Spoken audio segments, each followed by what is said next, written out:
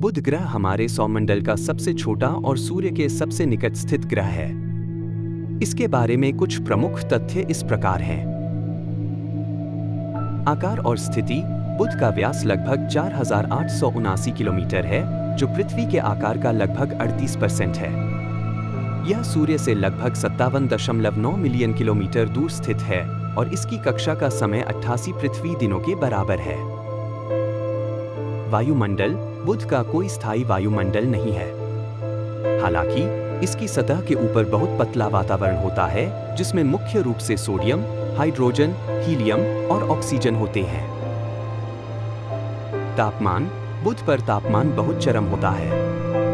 दिन के समय तापमान 430 डिग्री सेल्सियस तक पहुंच सकता है, जबकि रात में यह -180 डिग्री सेल्सियस तक गिर सकता है, क्योंकि इसके पास कोई वायुमंडल नहीं है जो गर्मी को रोक सके। कक्षीय गति।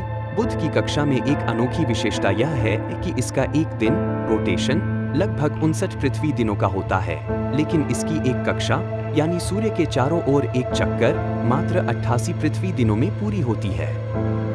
इसका मतलब है कि एक साल में 3 दिन होते हैं। सतह। बुध की सतह बहुत समान और दुरूह है, जिसमें गहरे गड्ढे और क्रेटर हैं।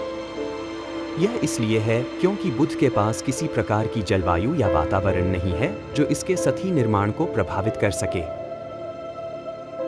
चंद्रमा। बुध के पास कोई चंद्रमा नहीं है। खगोलशास्त्रीय अध्ययन।